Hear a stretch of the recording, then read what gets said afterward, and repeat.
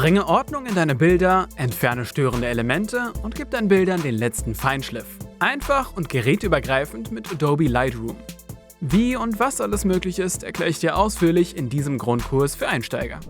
Als erstes erkläre ich dir, für welche Situationen Lightroom am besten geeignet ist und wann du auf andere Programme zurückgreifen solltest.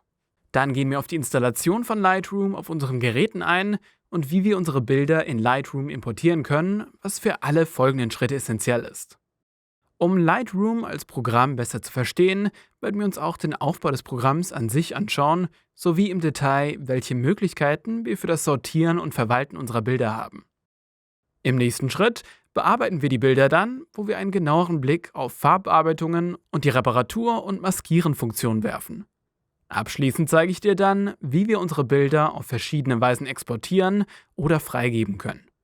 Am Ende jedes Kapitels gibt es auch einen praktischen Teil, wo wir alles Gelernte direkt intensivieren und anwenden können, mit den Beispieldateien, welche du dir auch über den Link in der Beschreibung herunterladen kannst. Du kannst über die Timeline auch zu einem bestimmten Punkt im Video springen, falls dich nur etwas Bestimmtes interessiert. Aber wenn du komplett neu in Lightroom bist, lohnt es sich, alles von Anfang bis Ende anzuschauen. Dieses Video gibt es auch nochmal als Artikel auf simontutorial.de/Lightroom. Für mehr Tutorials zu allen anderen Adobe Creative Cloud Programmen kannst du auch meinen Kanal kostenlos abonnieren. Bevor wir in Lightroom einsteigen, möchte ich vorher nochmal genau klarstellen, für was Lightroom idealerweise geeignet ist und wofür du eher andere Programme verwendest. Lightroom ist ideal für jeden, der fotografiert und mit vielen Bildern zu tun hat, da man mit Lightroom alle Bilder einfach an einem Ort geräteübergreifend speichern und dort auch verwalten kann. Man kann mit Lightroom auch normale Bildbearbeitungen wie Belichtungen, Farben und Kontraste einstellen. Das funktioniert besonders super mit RAW-Dateien, also Aufnahmen, welche viele Metadaten gespeichert haben. Auch Störelemente kann man damit entfernen und mit Masken kann man auch gut arbeiten. Wer aber aufwendigere Bildbearbeitungen machen möchte und mit Sachen wie Texten, Formen oder mehrere Bilder in einem Projekt arbeiten möchte, der ist mit Adobe Photoshop besser aufgehoben. Du kannst Bilder von Lightroom auch direkt in Photoshop bearbeiten, also ein Workflow mit beiden Programmen zusammen passt super. Neben der normalen Lightroom-Version, welche wir in diesem Tutorial genau unter die Lupe nehmen, gibt es auch noch die Lightroom Classic-Version. Diese gibt es schon seit vielen Jahren auf dem Markt und ist für professionelle und große Fotografieproduktionen, wo man mit speziellen Kameras und unglaublich vielen Datenmengen arbeitet, idealer, da sie auch lokal basiert ist. Die normale Lightroom-Version ist komplett Cloud-basiert, was es dir ermöglicht, alle Bilder auf allen Geräten nutzen zu können, aber sich auch eher an Hobbyfotografen und Co. richtet. Zu Lightroom Classic, Photoshop und anderen Bildbearbeitungsprogrammen, wie beispielsweise Affinity Photo oder Lumina AI, findest du auch eigene Grundkurse auf meinem Kanal. Jetzt besprechen wir noch kurz, wie du Lightroom auf deinen Geräten installieren kannst und wie es preislich aussieht. Falls du schon installiert hast, kannst du direkt zum nächsten Kapitel springen. Lightroom gibt es als Programm für deinen Windows- oder Mac-Computer, welches du über die Adobe Creative Cloud herunterladen und installieren kannst. Es gibt Lightroom auch als App für dein Smartphone oder Tablet, welches du dir einfach aus deinem App Store installieren kannst. Um Lightroom aber grundsätzlich irgendwo nutzen zu können, benötigst du eine kostenlose Adobe ID und musst dann ein Abo für Lightroom abschließen. Lightroom alleine mit einem 1 TB Cloud-Speicherplatz erhältst du schon ab 12 € pro Monat.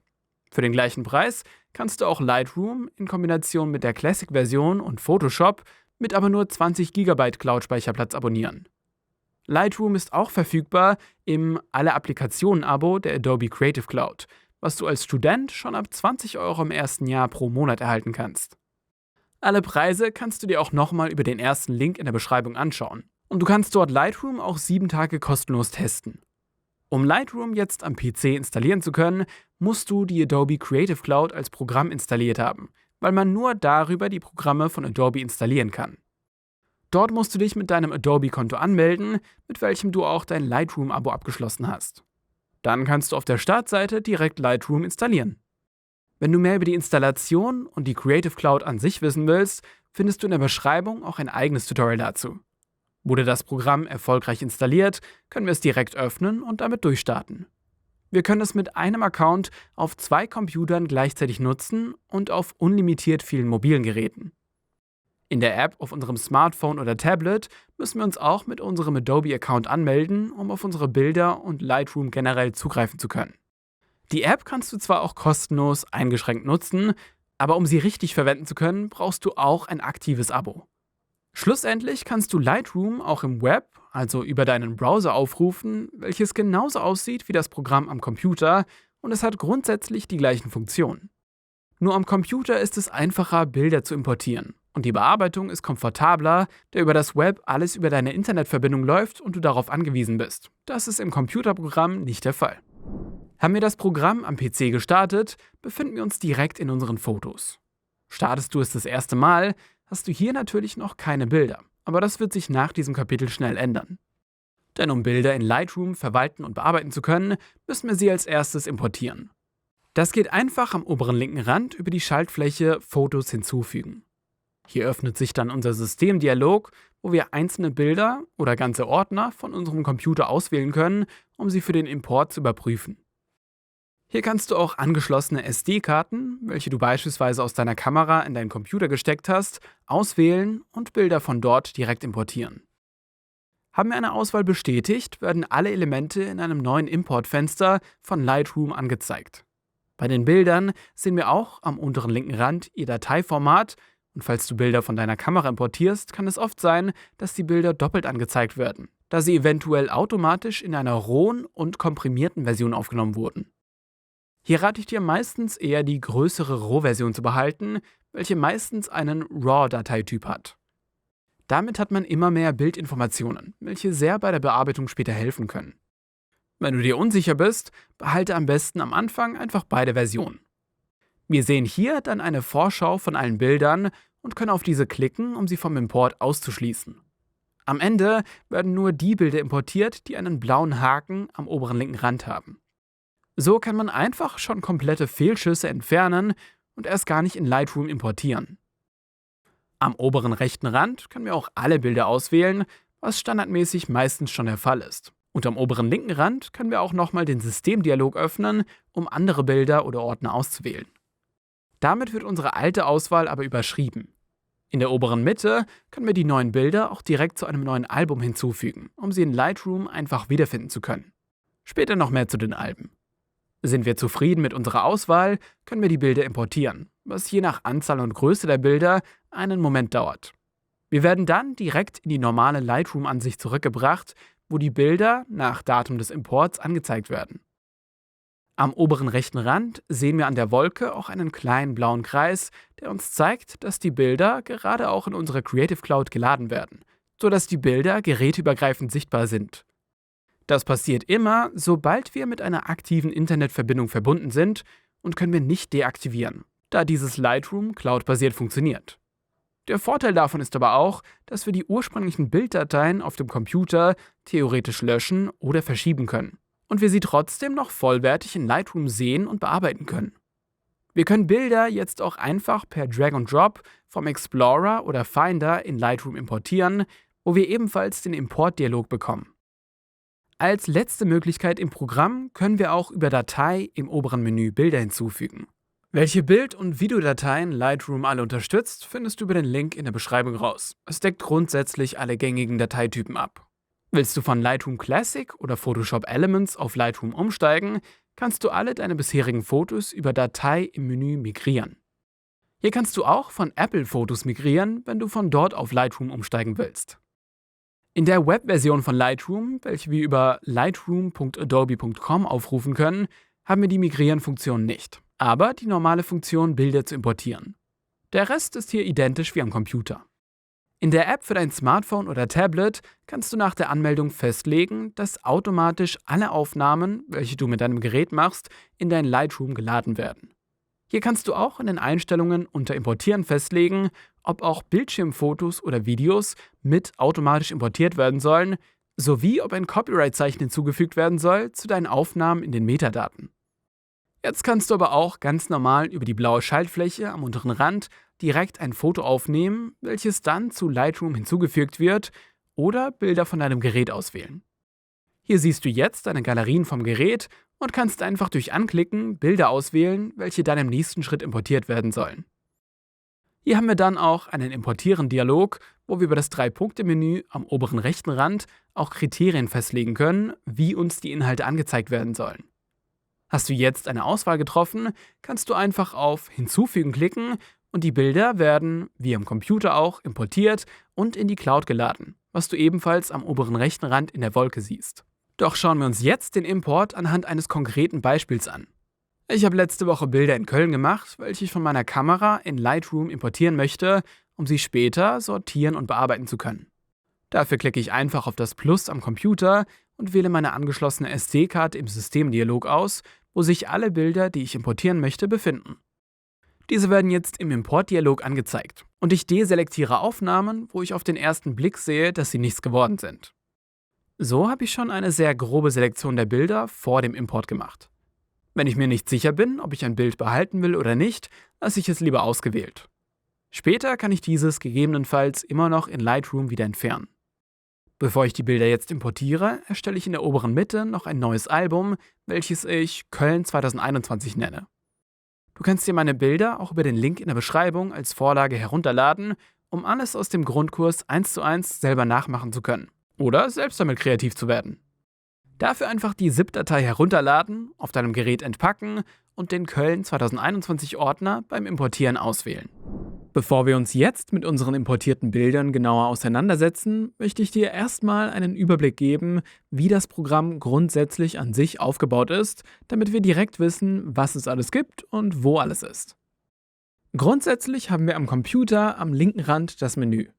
Wird dir dieses nicht angezeigt, kannst du es über die Schaltfläche am oberen linken Rand auch ein- oder ausblenden. Hier können wir dann unter dem Importieren von Bildern auf den Lernen- und Community-Bereich von Lightroom zugreifen. Im Lernbereich finden wir viele interaktive und normale Tutorials für Anfänger bis Fortgeschrittene. Da kannst du dir perfekt spezielle Bearbeitungen in Lightroom aneignen. Hier können wir auch nach verschiedenen Themen filtern und unsere bereits angesehenen Tutorials erneut aufrufen. Im Entdecken-Bereich finden wir dann viele Bilder von anderen Lightroom-Nutzern, welche sie über Lightroom geteilt haben. Hier ist das Praktische, wenn wir ein Bild anklicken, sehen wir auch unter anderem direkt, welche Lightroom-Bearbeitungen auf das Bild angewendet wurden und können uns diese auch als Vorlage speichern. Fahren wir mit der Maus über ein Bild, sehen wir auch, wie es ohne Bearbeitung aussieht, womit wir einfach einen Vorher-Nachher-Effekt haben. Wir können Bilder auch liken, sehen seine Metadaten und können die Profile des Erstellers aufrufen und diesem auch folgen. Neuerdings gibt es hier auch die Remixes-Funktion, womit wir Bilder, sofern es der Ersteller erlaubt hat, selbst in Lightroom bearbeiten und in der Community veröffentlichen können. So kann man noch einfacher direkt über Lightroom mit anderen interagieren. So viel zur Community. Unsere eigenen Bilder können wir im linken Menü jetzt unter Alle Fotos aufrufen, womit wir ein Fotogrid öffnen mit unseren importierten Bildern aus Lightroom.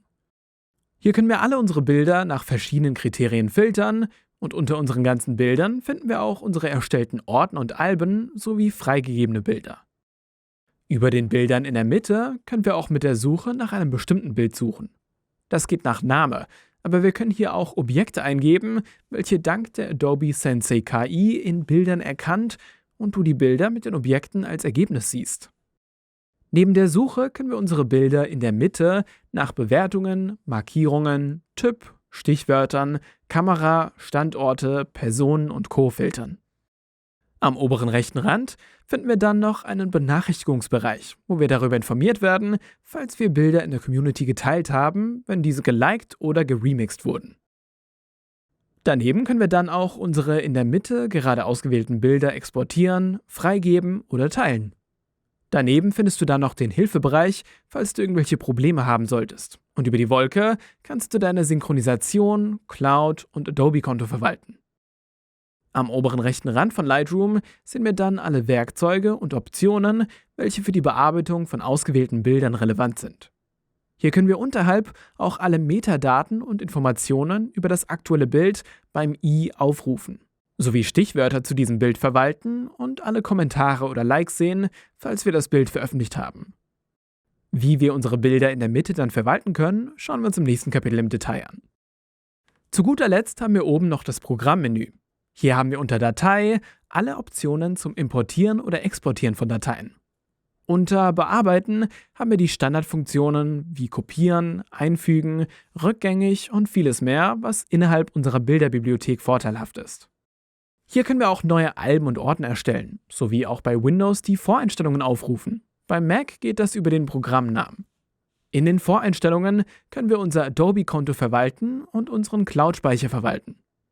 Unter lokalen Speicher können wir dann auch sehen, wo die Bilder temporär auf unserem Computer gespeichert werden, damit wir diese auch ohne Internetverbindung in Lightroom verwalten können. Hier können wir auch festlegen, dass alle Bilder als Originale gespeichert werden auf dem Computer und wo die gespeichert werden. Denn wenn wir Bilder in Lightroom reinladen, werden diese in originaler Qualität in unsere Cloud geladen, aber auf dem Computer werden nur Cache-Dateien gespeichert. Also quasi komprimierte Versionen von unseren Bildern, welche wesentlich weniger Speicherplatz benötigen.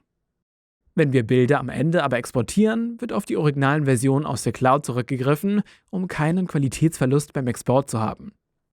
Unter Allgemein in den Voreinstellungen können wir auch festlegen, wenn Bilder importiert werden, dass der Computer nicht in einen Ruhezustand geht. Als weiteres können wir hier die Personenoption aktivieren oder deaktivieren. Also ob Menschen in unseren Bildern erkannt und diese dementsprechend gruppiert werden können, im nächsten Kapitel noch mehr dazu. Unter Benutzeroberfläche können wir die Programmsprache festlegen, sowie wie groß Texte, Layout und die Bedienfeldleiste angezeigt wird. Und unter Leistung können wir noch sehen, welche Komponenten von unserem Computer für Lightroom verwendet werden. Als letztes finden wir hier noch Einstellungen zum Importieren, wo wir automatisch ein Copyright-Zeichen mit unserem individuellen Text hinzufügen können und sagen, was für ein Profil in Lightroom für RAW-Dateien verwendet werden soll. Wenn dir das nichts sagt, lass es am besten auf dem Standard-Adobe-Profil. Zurück im normalen Menü können wir unter Fotos viele Bearbeitungen zu ausgewählten Bildern machen. Später noch mehr dazu. Unter Ansicht können wir zwischen den verschiedenen Bereichen wechseln, welche wir auch auf der linken Seite haben. Hier können wir auch die ganzen einzelnen Bearbeitungsoptionen direkt auswählen, sowie die Ansicht der Bilder wechseln, welche wir auch am unteren Rand einstellen können. Bei einzelnen Bildern können wir hier in diese auch manuell reinzoomen, was aber durch das einfache Klicken auf die Leertaste noch einfacher geht. Unter Hilfe findest du alle Informationen zum Programm Lightroom an sich und kannst dein Adobe-Konto hier auch nochmal verwalten. In der App hast du grundsätzlich die gleichen Funktionen, diese sind nur anders angeordnet. So hast du am unteren Rand ein Menü, wo wir einmal unsere Bibliothek haben, wo wir alle Fotos und Alben aufrufen und durchsuchen können. Unter Geteilt finden wir alle Bilder, welche wir freigegeben haben, und den Lernen- und Entdecken-Bereich haben wir hier auch. In der Bibliothek am oberen rechten Rand können wir über das Zahnrad auch die Einstellungen öffnen. Hier kannst du ebenfalls dein Adobe-Konto verwalten, aber auch neue Funktionen aufrufen, sowie deine Cloud-Synchronisation verwalten, wo du beispielsweise die Synchronisation über mobile Daten deaktivieren kannst. Unter lokalen Speicher kannst du auch deinen Cache lernen und auch die Personenoption kannst du hier aktivieren oder deaktivieren, sowie alle Gesten aufrufen, welche du in der App verwenden kannst. Doch schauen wir uns jetzt im Detail an, wie wir unsere importierten Bilder in Lightroom verwalten können, bevor wir sie einzeln bearbeiten. Am unteren Rand unseres Fotogrids können wir links auch zwischen 3 verschiedenen Ansichten wechseln. Hier haben wir ganz links unsere Rasteransicht, wo sich die Bilder chronologisch aneinander darstellen. In der mittleren Ansicht werden die Bilder alle innerhalb eines festen quadratischen Rasters angezeigt, wo man die Formate der einzelnen Bilder besser sehen kann, und hier sieht man auch mehr Informationen zu den Bildern. Aber die Bilder an sich sind nicht mehr so groß. In der letzten Ansicht haben wir dann die Einzelbildansicht, also wir sehen ein Bild groß in der Mitte. Diese Ansicht haben wir auch immer, wenn wir irgendwelche Bearbeitungen, welche wir auf der rechten Seite finden, anwenden. Hier sehen wir aber trotzdem noch am unteren Rand unsere anderen Bilder in einer Karussellansicht. Neben den Ansichten können wir auch festlegen, nach welchem Kriterium die Bilder in den Ansichten sortiert werden. Hier wird standardmäßig nach dem Aufnahmedatum des Bildes sortiert. Du kannst dir aber auch festlegen, dass dieses nach Import- oder Änderungsdatum sowie Dateiname oder Bewertung sortiert werden soll. In der Mitte unten kannst du die aktuell ausgewählten Bilder oder das ausgewählte Bild direkt mit einer 1 bis 5 Sterne Bewertung versehen und eine Markierung hinzufügen. Diese beiden Sachen können uns beim Selektieren der besten Bilder helfen, ohne dass wir irgendwelche Bilder löschen müssen. Am rechten Rand kannst du auch die Größe der Bildervorschau festlegen. Bist du in der einzelnen Bildansicht, kannst du rechts auch die anderen Bilder ausblenden, sowie das Bild füllend in deinem Programm anzeigen oder im 1:1 Verhältnis, also wie groß dein Bild in der Realität wirklich ist. Metadaten zu dem ausgewählten Bild können wir auch über das i am unteren rechten Rand öffnen, wo wir alle verfügbaren Daten von der aufgenommenen Kamera und ihre Einstellungen sehen. Aber auch Aufnahmeort, Titel und Co., welche wir auch nachträglich bearbeiten können. Ganz unten sehen wir auch, ob das Bild mit unserer Cloud synchronisiert ist und welche Version wir auf unserem lokalen Gerät gespeichert haben und welche in der Cloud verfügbar ist. So können wir sicher gehen, ob wir die originale Datei noch in der Cloud haben. Über die Stichwörter können wir den Bildern auch noch Begriffe zuordnen, womit wir diese auch über die Suche mit dem Begriff einfach finden können. Wie wir jetzt aber noch einfach unsere gewünschten Bilder finden können, ist über das linke Untermenü bei Allen Fotos. Hier können wir in der Galerie auch nur die Bilder anzeigen lassen, welche zu einem bestimmten Zeitpunkt importiert wurden, zuletzt bearbeitet wurden oder zu einem bestimmten Aufnahmedatum. Haben wir in den Voreinstellungen auch die Erkennung von Personen aktiviert, können wir dann auch in einem eigenen Personenbereich erkannte Gesichter aus unseren Fotos sehen, welche mir auch Namen geben können und zukünftige Bilder auch zu den Personen zugeordnet werden. Wurden Bilder bei einer Person falsch erkannt, können wir über die Auswahl und das 3-Punkte-Menü die Zuordnung auch wieder entfernen. Neben dem Entfernen können wir hier die Person auch benennen oder aus unserer Personenübersicht ausblenden. Auch ein Titelbild für die Personen, welche in der Übersicht angezeigt wird, können wir hier einstellen. Schließlich finden wir hier im Menü auch unsere gelöschten Bilder, welche wir bis zu 60 Tage nach dem Löschen noch wiederherstellen können oder vorher komplett löschen, um Speicherplatz frei zu bekommen. Unter Verbindungen können wir unser Lightroom auch mit Drittanbieterplattformen verbinden, um unsere Bilder auf denen direkt verwenden zu können. Hier können wir es beispielsweise mit Adobe Portfolio verbinden, womit wir unsere Bilder direkt auf unserer Website anzeigen lassen können. Mehr zu Adobe Portfolio und was das genau ist, habe ich dir in einem eigenen Grundkurs vorgestellt. Eine weitere Möglichkeit, Bilder thematisch zu verwalten, ist mit individuellen Alben, welche wir auch im linken Menü erstellen können. Hier sehen wir in einer Liste alle unsere bestehenden Alben und können über das Plus auch ein neues Album einfach erstellen, indem wir nur einen Namen festlegen. Neben den Alben können wir hier auch Ordner erstellen. Die sind nur für die Übersichtlichkeit der Alben relevant, was sehr praktisch ist, wenn wir sehr viele Alben haben. In den Ordnern können wir dann Alben gruppieren und über den Pfeil können wir den Inhalt der Ordner einfach ausblenden oder wieder anzeigen. Neben dem Plus bei den Alben können wir auch festlegen, nach welchem Kriterium die Alben im Menü sortiert sind und können auch das Vorschaubild entfernen, sodass wir mehr Alben auf einen Blick sehen können, da die Namen dann kleiner angezeigt werden. Rechts neben dem Namen der Alben sehen wir auch, wie viele Bilder sich in dem Album befinden. Doch wie fügen wir jetzt Bilder zu einem Album hinzu? Entweder wählen wir die Bilder in unserer Galerie aus und schieben sie mit gedrückter Maustaste per Drag and Drop auf den Ordnernamen, oder wir wählen das Album über einen rechten Mausklick aus. Wie zu Beginn auch schon erwähnt, können wir auch direkt beim Importieren die Bilder zu einem bestimmten Album hinzufügen. Uns werden in der normalen Fotogalerie immer alle Bilder angezeigt, egal ob sie in einem Album sind oder nicht. Haben wir ein Album angeklickt, können wir dann alle Bilder aus dem Album sehen, welche wir auch per Drag and Drop manuell anordnen können. Über die 3 Punkte am oberen Rand oder über einen Rechtsklick auf ein Album in der Übersicht können wir es auch nachträglich nochmal umbenennen oder auch löschen. Löschen wir ein Album, werden die Bilder an sich nicht gelöscht, sondern bleiben in unserer normalen Galerie bestehen. Hier können wir das Album auch lokal speichern, womit alle originalen Dateien auf deinem Computer heruntergeladen werden und wir das Album dann auch ohne Internetverbindung in Lightroom verwenden können. Schließlich können wir ein Album auch freigeben, wenn wir gemeinsam mit anderen Personen daran arbeiten möchten. Später in einem eigenen Kapitel noch mehr dazu. Was jetzt aber für das Verwalten von Bildern richtig praktisch ist das Menü, welches wir durch einen rechten Mausklick auf ein oder mehrere ausgewählte Bilder öffnen können. Hier können wir einfach Bilder aus unserem Lightroom komplett löschen, was wir über den Papierkorb aber 60 Tage standardmäßig auch wieder herstellen können, falls wir das aus Versehen gemacht haben. Wir können hier auch alle Bilder vom gleichen Datum öffnen, womit wir direkt nach dem Tag der Aufnahme dieses Bildes filtern können. Wir können das Bild hier auch einfach um 90 Grad nach links oder rechts drehen, falls es falsch ausgerichtet ist. Und wir können das Bild auch exportieren, freigeben oder duplizieren. Wollen wir unser Bild auf größeren Bildschirmen anzeigen oder die Auflösung ist nicht perfekt, können wir über Verbessern beim Rechtsklick auch mit maschinellem Lernen die Qualität des Bildes verbessern lassen. Dort sehen wir nach ein paar Sekunden eine Vorschau, wo wir den Unterschied durch Klicken erkennen. Am rechten Rand können wir dann die Methodik auswählen, wo wir meistens nur eine zur Verfügung haben, da die andere für spezielle RAW-Formate nur geeignet ist. Haben wir das Bild erfolgreich verbessert, wird es als neue Datei im Stapel mit dem aktuellen Bild angezeigt. Doch was ist ein Stapel? Sehen wir bei einem Bild eine kleine Zahl am oberen rechten Rand, bedeutet das, dass es mehrere Versionen von dem Bild gibt, damit du keine Bilder hier doppelt siehst. Klickst du auf die Zahl, können wir alle Versionen im Detailmodus öffnen und verwalten.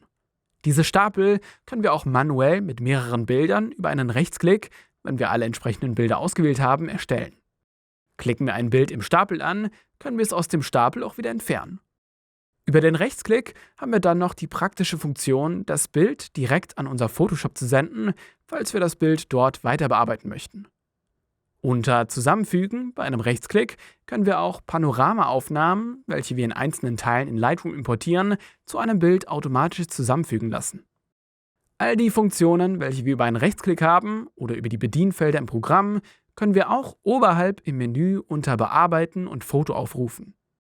Hier können wir zusätzlich unter Foto im Menü das Bild auch spiegeln, sowie Bearbeitungen, welches wir auf ein Bild gemacht haben, kopieren, um diese beispielsweise auch auf ein anderes Bild anwenden zu können. In der Lightroom-App haben wir das linke Menü vom PC direkt in der Bibliothek, wo wir die einzelnen Elemente und Alben einfach anklicken können, um in die Fotoübersicht zu gelangen. Hier kannst du jetzt oben rechts auch filtern und mit 2 Fingern die Ansicht vergrößern oder verkleinern. Über die 3 Punkte am oberen rechten Rand können wir auch weitere Einstellungen zur Darstellung der Bilder in dieser Übersicht machen. Hast du ein Bild angeklickt, kannst du es bearbeiten und oberhalb dieses auch freigeben. Über den Bearbeiten-Schriftzug kannst du hier auch die Bewertung, Stichwörter und Infos zum Bild abrufen und verwalten, sowie alle Aktivitäten, also Kommentare oder Likes sehen, falls du das Bild in der Lightroom-Community freigegeben hast. Wenden wir jetzt das ganze Theoretische auf unser praktisches Beispiel an, wo wir die Bilder im letzten Schritt importiert hatten. Diese haben sich jetzt vermutlich mit unseren anderen Bildern, welche wir bereits in Lightroom haben, vermischt. Deswegen wähle ich im linken Menü unter Zuletzt hinzugefügt das aktuellste Datum aus, wo nur unsere neuesten Bilder angezeigt werden. Diese wähle ich jetzt mit STRG und A alle aus und über einen rechten Mausklick füge ich sie zu einem neuen Album hinzu, welches ich in diesem Zuge auch benenne. So finde ich jetzt die Bilder im Albumbereich direkt wieder. Im nächsten Schritt gehe ich jetzt alle meine Aufnahmen durch und markiere alle Bilder mit einem X, wo ich mir sicher bin, dass ich sie nicht verwenden werde, und die, welche mir besonders gut gefallen, versehe ich mit einem Haken. So habe ich jetzt die Extremen, welche mir am einfachsten fallen, schon direkt sortiert. Über die Suche filtere ich jetzt die Bilder ohne Markierung und gehe diese nochmal einzeln durch und entscheide mich für eine differenzierte 1 bis 5 Sterne Bewertung. Hast du ein Motiv häufiger, macht es auch Sinn, die positiv markierten Bilder ebenfalls wieder einzublenden, um abzuwägen, ob man noch andere Versionen davon haben möchte. Beim Durchschauen drehe ich die Bilder über einen Rechtsklick immer noch richtig herum. Bin ich mit allen Bildern durch, filtere ich diese nochmal erneut, dass nur die Bilder mit einer Sternebewertung von 2 oder weniger und die ganzen abgelehnten angezeigt werden. Diese wähle ich dann alle erneut aus und lösche sie aus dem Album. So sind sie noch in meinem Lightroom, aber im Album sehe ich dann nur noch die Bilder, welche ich gegebenenfalls im nächsten Schritt bearbeiten möchte. Das war jetzt meine persönliche Methode, wie ich Bilder selektiere und verwalte. Das kannst du natürlich ganz anders machen. Die Bilder aus diesem Beispiel kannst du dir über den Link in der Beschreibung auch herunterladen, um selber jeden Schritt dieses Tutorials nachmachen zu können, oder du einfach damit selbst kreativ werden kannst, um ein praktisches Gefühl für das Programm zu bekommen. Doch kommen wir jetzt zum spannendsten Teil in Lightroom, nämlich wie wir unsere Bilder bearbeiten können. Generell bearbeiten wir jedes Bild einzeln, weswegen wir es einfach anklicken müssen, um dann alle Bearbeitungen auf dieses anwenden zu können. Alle Bearbeitungstools finden wir dann am rechten Rand, welches sich durch Klicken auf das Symbol öffnet. Hier wählen wir als erstes das zweite Symbol aus, wo wir das Bild grundsätzlich zuschneiden können. Hier kannst du das Bild nicht nur zuschneiden, sondern auch drehen, spiegeln und die Seitenverhältnisse verändern. Dort können wir jetzt über das geöffnete Menü ganz oben ein festes Seitenverhältnis auswählen, wie beispielsweise 1x1, was ein Quadrat wäre. Aber über Benutzer definiert können wir auch unser eigenes Verhältnis erstellen, indem wir dann auf dem Bild die weißen Ränder so verschieben, wie wir wollen. Haben wir ein festes Seitenverhältnis ausgewählt, verschieben sich die Ränder nur proportional. Neben den Seitenverhältnissen kannst du dieses auch drehen sowie sperren, sodass dieses nicht mehr bearbeitet werden kann. Hast du das Bild zugeschnitten, gehen die abgeschnittenen Stellen nicht verloren. Sie werden zwar nicht mehr angezeigt, aber immer wenn du wieder in die Freistellungsbearbeitung gehst, kannst du die abgeschnittenen Bereiche wieder zurückholen. Du musst also keine Angst haben, irgendetwas aus Versehen zu löschen. Jetzt können wir aber auch über den Schieberegler unser Bild Grad für Grad drehen, falls unsere Aufnahme schräg ist. Über Auto können wir auch automatisch das Bild begradigen. Hier sehen wir auch auf der rechten Seite einen Wert, worüber wir dies alles noch präziser einstellen können. Fahren wir mit der Maus über unser Bild, wird uns auch ein Raster angezeigt, welches wir unter dem Ausrichten auch ändern können. So finden wir verschiedene dichte und spezielle Raster, welche uns beim Zuschneiden helfen können. Jetzt können wir mit den letzten Symbole auch unser Bild im Uhrzeigersinn oder gegen den Uhrzeigersinn jeweils 90 Grad drehen oder das Bild horizontal oder vertikal spiegeln. Als nächstes schauen wir uns die Hauptbearbeitung an, welche wir über das Reglersymbol ganz oben auf der rechten Seite auswählen können. Hier haben wir jetzt ganz viele Dropdown-Menüs, wo wir alles zu Farben, Licht und Co. einstellen können. Grundsätzlich können wir aber auch ganz oben am Rand eine automatische Bearbeitung von Lightroom anwenden, sowie das Bild über die S- und W-Schaltfläche direkt schwarz-weiß machen. Unter Profile können wir auch ein voreingestelltes Farbprofil auswählen und anwenden. Klickst du auf die Lupe, kannst du auf deine eigenen oder die vorinstallierten von Lightroom zugreifen. Du kannst eigene Farbprofile über das 3-Punkte-Menü oder unter Datei im Menü importieren. Das ist praktisch, wenn du schon in anderen Programmen solche Farbprofile verwendest. Wenn du aber in Lightroom selbst Farbeinstellungen speichern willst, sind die Vorlagen praktischer, welche wir uns gleich noch anschauen werden. Schauen wir uns jetzt aber erstmal die verschiedenen Dropdown-Menüs an. Unter Licht können wir die Belichtung, Kontrast, Lichter, Tiefen, Weiß- und Schwarzwerte im Bild einstellen. Grundsätzlich befinden sich die ganzen Regler in der Mitte, wenn keine Bearbeitung angewendet wurde. Wenn du sie dann nach rechts schiebst, wird von dem jeweiligen Punkt etwas hinzugefügt und wenn du sie nach links schiebst, wird etwas davon entfernt. Auch hier kannst du über genaue Werte alles präzise einstellen. Ich rate hier aber immer ein bisschen an den Reglern zu spielen und so auszuprobieren, wie dies dein Bild verändert und dadurch ein Gefühl für die verschiedenen Faktoren zu bekommen. Am unteren Rand kannst du auch die Punktkurve, auch Gradationskurve genannt, öffnen. Hier kannst du dann allgemein oder differenziert die Rot-, Grün- oder Blauanteile von der Belichtung bearbeiten und durch den Graphen in der Mitte die Farbtöne in den verschiedenen Bildtiefen einstellen. Durch das Klicken auf den Graphen erstellst du dann Punkte, welche du verschieben kannst. Das ist jetzt schon etwas fortgeschrittener und du kannst über das Fadenkreuz das Ganze auch visuell auf dem Bild machen. Damit kann man einfach bestimmte Bereiche im Bild aufhellen oder abdunkeln. Farben des Bildes können wir unter dem nächsten Menüpunkt detailliert bearbeiten. Hier kannst du ganz oben einen Weißabgleich machen, wo du über die Pipette im Bild einfach einen Bereich auswählst, welcher normalerweise komplett weiß sein soll. Dann wird damit automatisch dein Bild von den Farben angepasst.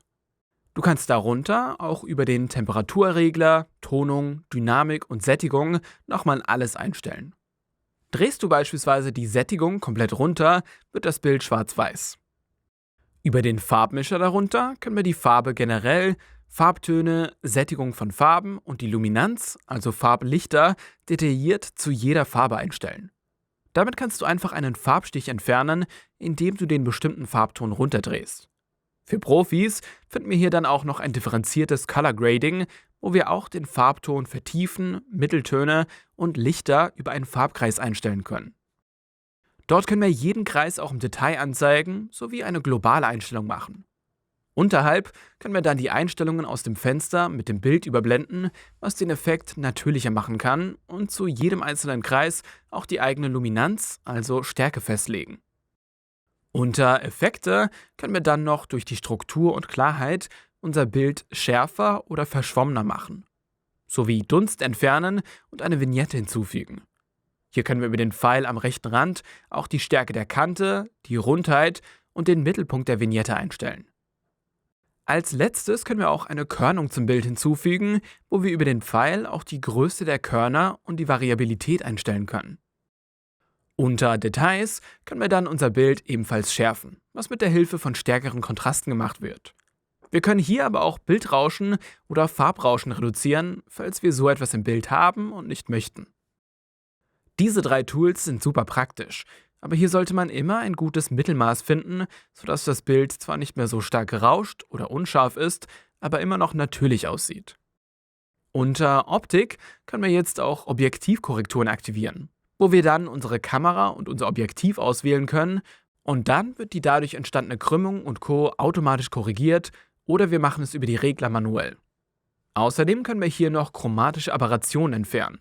Das sind farbliche Ränder, welche bei manchen Kameraaufnahmen entstehen, wenn beispielsweise das Bild stark verwackelt wurde. Dazu finden wir unter der Farbsaumentfernung auch noch detaillierte Korrekturmöglichkeiten. Als letztes können wir unter Geometrie auch Verzerrungen aus dem Bild entfernen und diese vom Blickwinkel begradigen. Dafür können wir einfach 2 Hilfslinien zeichnen, welche beide eigentlich gerade im Bild sein sollen, und dann passt Lightroom das Bild direkt an. Wir können hier auch eine automatische Verzerrung-Entfernung aktivieren und wenn wir unten den Zuschnitt beschränken, bedeutet das, dass das Bild an sich groß bleibt und keine schwarzen Stellen entstehen, indem das Bild so stark rangezoomt wird, dass es die ursprüngliche Fläche komplett bedeckt. Wir können auch alle Verzerrungen manuell per Regler einstellen, was aber wesentlich schwerer ist. Das waren jetzt die Bearbeitungsmöglichkeiten aus dem Hauptbereich. Bei jedem Menüpunkt können wir über das Auge am rechten Rand die Bearbeitungen aus dem jeweiligen Bereich ausblenden, um einen Vorher-Nachher-Effekt zu erhalten, und mit einem rechten Mausklick auf das Auge können wir die Bearbeitungen aus dem Bereich auch wieder auf den Ursprung zurücksetzen.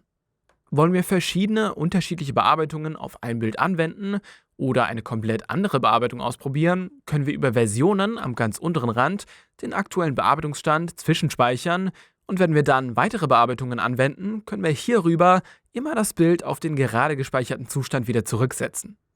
Hier gibt es auch manchmal automatisch gespeicherte Versionen und unsere bestehenden selbst erstellten können wir auch über die 3 Punkte umbenennen und wieder löschen.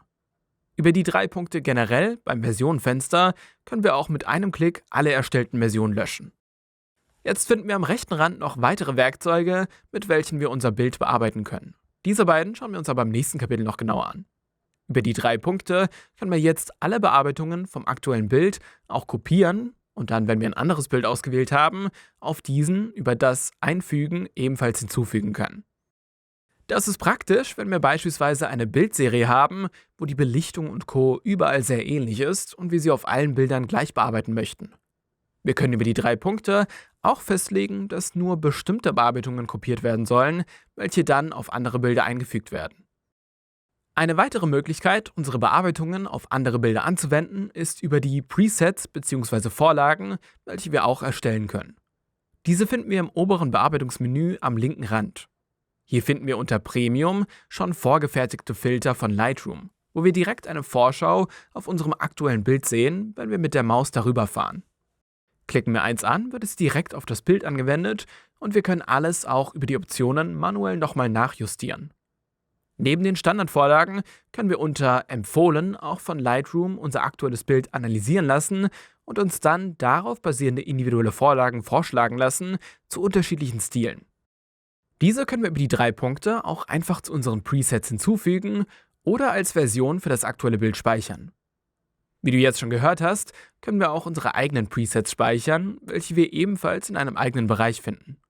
Unsere aktuelle Bearbeitung können wir dann über das Plus am oberen Rand hinzufügen, wo wir genau festlegen können, welche Bearbeitungen in dem Preset enthalten sein sollen und dem ganzen Preset einen Namen geben können. Wir können in unserem eigenen Bereich auch Gruppen, also Ordner erstellen, um unsere Presets besser organisieren zu können. Die Presets können wir dann so, wie alle anderen Vorlagen auch, einfach auf unsere Bilder anwenden. Über einen rechten Mausklick auf ein eigenes Preset können wir dieses auch wieder löschen, umbenennen, in den Ordnern verschieben oder über die Verwaltung die berücksichtigten Bearbeitungen verändern. Über die 3 Punkte im oberen rechten Menü können wir auch Presets importieren, falls wir welche aus dem Internet oder so heruntergeladen haben. Du findest beispielsweise in meinen Vorlagedateien zu diesem Tutorial, Link zum Download in der Beschreibung, auch die Presets zu den Bearbeitungen aus diesem Tutorial. Die kompatiblen Dateien kannst du dann einfach von deinem Gerät auswählen und sie werden in das Programm geladen. Neben den Presets und dem Kopieren von Bearbeitungen können wir über die 3 Punkte im rechten Menü auch immer die ursprünglich unbearbeitete Version des Bildes anzeigen lassen, sowie alle Bearbeitungen mit einem Klick wieder löschen. Einen Vorher-Nachher-Effekt können wir aber auch über die Schaltfläche am unteren Rand erhalten. Schließlich können wir uns hier auch ein Histogramm anzeigen lassen, falls wir dieses benötigen. Und das Bild auch direkt an Photoshop senden, um es dort zu bearbeiten. Einen ausführlichen Grundkurs zu Photoshop findest du ebenfalls auf meinem Kanal. In der App siehst du die ganzen Bearbeitungen am unteren Rand, wenn du ein Bild angeklickt hast. Hier sind die Bearbeitungen etwas anders aufgeteilt, aber es gibt die gleichen Möglichkeiten. Hier können wir auch unsere Vorlagen vom Computer direkt anwenden, sowie die ganzen einzelnen Bearbeitungspunkte anwenden und ganz zum Schluss auch auf die Version zugreifen oder das ursprüngliche Bild wiederherstellen. Klickst du lange auf das Bild mit dem Finger, kannst du auch den Vorher-Nachher-Effekt erhalten. Jetzt haben wir die grundlegenden Bearbeitungen besprochen. Um diese zu intensivieren und ein besseres Gefühl für diese zu bekommen, pausiere am besten den Grundkurs jetzt und probiere selbst ein paar Bilder in Lightroom zu bearbeiten. Dafür kannst du gerne die Bilder von mir aus dem Tutorial nehmen, welche du über den Link in der Beschreibung herunterladen kannst. Überleg dir dabei, welche Bearbeitungen für das individuelle Bild sinnvoll wären und wende diese dann an. Falls du nicht mehr weißt, wie was genau funktioniert oder die Hälfte wieder vergessen hast, kannst du auch immer zurückspulen und dir das Tutorial erneut in Ruhe anschauen. Wir haben uns jetzt die grundlegenden Bearbeitungen angeschaut, aber wir finden noch 2 weitere sehr praktische Bearbeitungsmöglichkeiten in Lightroom, nämlich das Reparatur- und Maskieren-Werkzeug. Diese befinden sich ebenfalls im rechten Menü, wenn wir ein einzelnes Bild ausgewählt haben. Fangen wir mit dem Reparaturwerkzeug an, welches der ein oder andere vielleicht auch aus Photoshop kennt. Hier können wir störende Elemente aus dem Bild ganz einfach entfernen. Dafür wählen wir den Bereich einfach mit der Maus aus und dann probiert Lightroom mit ihrer KI, das störende Element zu erkennen und es sinnvoll zu entfernen. Du siehst dann auch, welchen Bereich sie als Referenz genommen haben. Diesen kannst du auch verschieben, falls du eine andere Stelle passender findest. Im Menü können wir auch die Größe der Reparaturpinsel einstellen, sowie seine Kante und Deckkraft. Du kannst hier auch zwischen dem Reparaturpinsel und dem Kopierstempel wechseln. Beim Kopierstempel wird eine Stelle genau übernommen und nicht wie beim Reparaturpinsel mit vorhandenen Bildinformationen vermischt. Kommen wir jetzt zu dem Maskieren-Bereich, wo wir noch einige weitere Funktionen finden. Alle Funktionen, welche wir hier anwenden, funktionieren über sogenannte Masken. Hier haben wir einmal die Möglichkeit, bestimmte Elemente im Bild auszuwählen, um nur auf diese Bearbeitungen mit den Werkzeugen darunter machen zu können. Beim Auswählen haben wir einmal die Motivauswahl, was für Objekte gut ist. Haben wir diese einmal angeklickt, wird das Bild nach präsenten Objekten analysiert und wir sehen dann am Personensymbol, was erkannt wurde. Jetzt hat sich auch das Maskenfenster geöffnet, wo wir eine neue Maske mit dem erkannten Objekt sehen. Am weißen Bereich der Vorschau sehen wir, in welchen Bereichen die Maske auf dem Bild sichtbar ist. Klicken wir die Maske an, können wir im rechten Fenster jetzt auch Farbkorrekturen und sogar unsere Presets anwenden, welche dann nur im Bereich der Maske auf dem Bild angezeigt werden. So kann man beispielsweise bestimmte Objekte umfärben oder so. Jede Maske können wir über das Auge auch wieder ausblenden und über die 3 Punkte auch benennen, sowie wieder löschen, duplizieren oder auch den ausgewählten Bereich der Maske umdrehen. Über das Plus am oberen Rand können wir dann auch weitere Masken hinzufügen, womit wir wieder die Funktion vom Anfang sehen. Diese können wir auch durch langes Drücken auf das Maskieren-Icon am rechten Rand aufrufen. Neben dem Motiv können wir dann auch einen Himmel im Bild auswählen lassen, welcher dann ebenfalls auf einer eigenen Maske gespeichert wird. Neben diesen beiden automatischen Auswahlmethoden können wir auch mit dem Pinsel selbst eine Auswahl auf dem Bild malen. Dafür erstellt sich auch eine neue Maske, auf welche wir dann einfach mit der Maus malen können. Im Menü können wir auch die Pinselgröße einstellen und über den Radiergummi auch wieder Bereiche vom Pinsel entfernen. Solltest du nicht sehen, welche Bereiche du mit dem Pinsel malst, kannst du die Überlagerung am unteren Rand aktivieren, womit dir der ausgewählte Bereich der aktuellen Maske in der daneben ausgewählten Farbe angezeigt wird. Neben dem freien Pinsel können wir auch einen linearen oder radialen Verlauf erstellen. Hier müssen wir dann mit der Maus einfach den Verlauf aufziehen. Beim linearen Verlauf ist die obere Linie der Punkt, wo die Bearbeitung der Maske komplett zu sehen ist, und die untere Linie das normale Bild. Zwischen den beiden Linien laufen die beiden Sachen dann ineinander über. Über die mittlere Linie können wir auch den Winkel des Verlaufs ändern und über die äußeren Linien können wir den Übergangsbereich auch vergrößern oder verkleinern. Das gleiche können wir dann auch noch mit einem radialen Verlauf machen, also einem runden Verlauf, welchen wir von der Mitte aufziehen. Beide Verläufe können wir bei der Bearbeitung auch umkehren, sodass die Seiten gewechselt werden und beim radialen Verlauf auch die Weichheit der Kante einstellen, was wir beim linearen Verlauf über den Abstand der Linien machen konnten. Schließlich können wir auch Masken anhand von Farbbereichen im Bild erstellen, welche wir einfach mit der Pipette im Bild auswählen können und die Toleranz einstellen. Auch anhand von Luminanz oder Tiefen können wir das machen. Egal was wir hier erstellt haben, sehen wir, dass dies immer auf einer eigenen Maske passiert ist. Das Coole an den Masken ist jetzt aber auch, dass wir die auch kombinieren können. Wir können jede Maske auch aufklappen und sehen dann den Auswahleffekt, welchen wir darauf angewendet haben. Diese können wir dann per Drag und Drop auch zueinander schieben oder über das Hinzufügen eine weitere Auswahlfunktion zu der aktuellen Maske addieren. Die Auswahlen sind hier dann immer noch separat verwaltbar und veränderbar, aber die Veränderungen, welche wir generell für die Maske machen, werden dann in allen ausgewählten Bereichen dieser Maske angewendet. Wir können hier auch Auswahlen subtrahieren, also eine Auswahl erstellen, welche von den Auswahlen der Maske wieder abgezogen wird, sodass dort die Bearbeitungen dann nicht angezeigt werden. So können wir mit etwas Kreativität einfach jede erdenkliche Auswahl für unsere Masken erstellen. In der App finden wir die Reparatur und das Maskieren auch direkt unten bei den Bearbeitungsmöglichkeiten, wo wir genau die gleichen Funktionen haben. Diese sind nur auf das mobile Layout angepasst.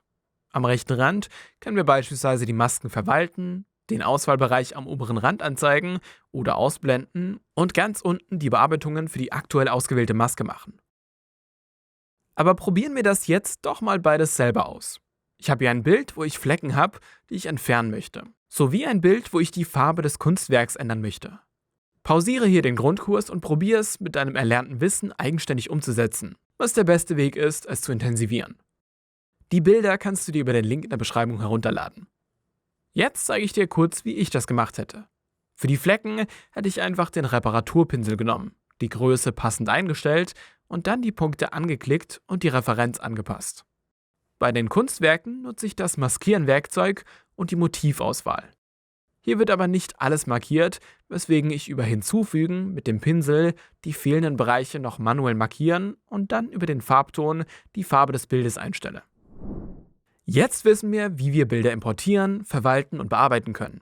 Jetzt fehlt uns nur noch der letzte Schritt, nämlich die fertigen Bilder zu exportieren, freizugeben oder generell für andere zugänglich zu machen. Wenn du in der Bibliothek bist, kannst du die Bilder, welche du gerade ausgewählt hast, direkt über den Pfeil am oberen rechten Rand exportieren oder unter Datei im Menü.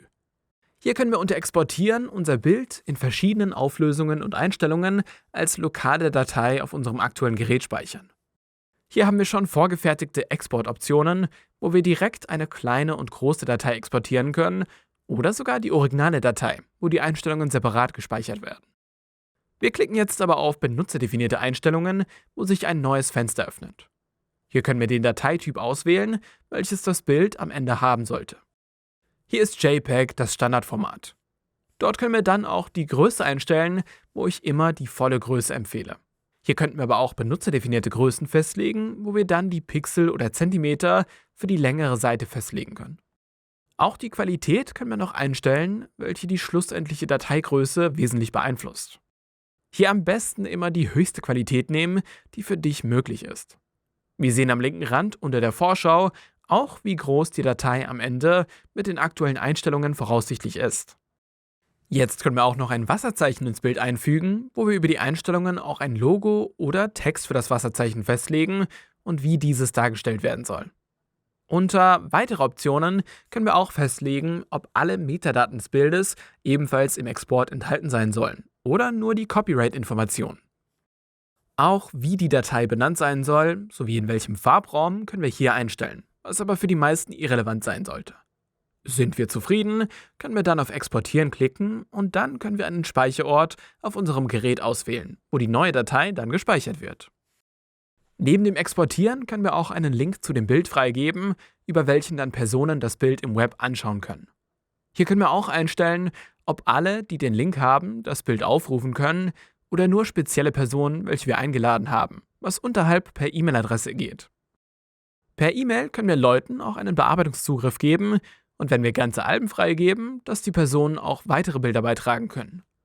Unter Anpassen können wir bei der Freigabe auch sagen, ob der Name und Autor angezeigt werden soll, sowie ob der Hintergrund im Web hell oder dunkel sein soll.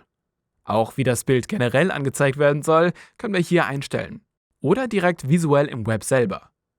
Unter den Einstellungen können wir auch sagen, dass das Bild als JPEG heruntergeladen werden darf, sowie ob die Metadaten angezeigt werden sollen und ob Leute das Bild kommentieren und liken dürfen.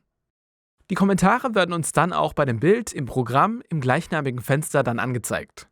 Alle freigegebenen Bilder können wir im linken Menü neben den Alben auch aufrufen und über das erneute Aufrufen des Freigabemenüs die Freigabe auch wieder deaktivieren, sodass niemand das Bild mehr über den Link aufrufen kann und generell auch alle Einstellungen nochmal verwalten. Als letzte Option können wir auch die Bilder in der Lightroom Community teilen, sodass die Bilder auch im Entdecken-Bereich in Lightroom angezeigt werden. Hier können wir dann einen Titel, Beschreibung und passende Kategorien zum Bild hinzufügen, welche das Auffinden einfacher machen. Dort können wir auch festlegen, ob unsere Bearbeitung als Preset gespeichert werden darf und ob die Standortdaten, wo das Bild aufgenommen wurde, mit veröffentlicht werden in den Metadaten. Schließlich können wir auch die Remix-Funktion hier aktivieren, womit andere dein Bild individuell bearbeiten dürfen und die Bearbeitung dann mit dir und der Community teilen können. In der App kannst du Bilder am oberen rechten Rand exportieren, wenn du ein Bild ausgewählt hast. Hier kannst du es direkt über andere Apps auf deinem Smartphone teilen oder das Bild in deiner Smartphone-Galerie speichern. Auch das Teilen in der Lightroom Community geht hier über Bearbeitung freigeben und das normale Exportmenü haben wir ganz unten auch. Unsere über den Link freigegebenen Bilder können wir im unteren Menü auch in einem eigenen Bereich sehen und verwalten. Jetzt weißt du, wie du einfach deine Bilder mit Lightroom verwalten und bearbeiten kannst auf all deinen Geräten. Über den ersten Link in der Beschreibung kannst du Lightroom kostenlos testen und direkt herunterladen und verwenden. Für mehr Tutorials zu Lightroom Classic, Photoshop und vielen anderen Programmen kannst du meinen YouTube-Kanal gerne auschecken. Falls du noch Fragen oder Feedback haben solltest, kannst du dieses gerne in den Kommentaren hinterlassen. Bis zum nächsten Mal.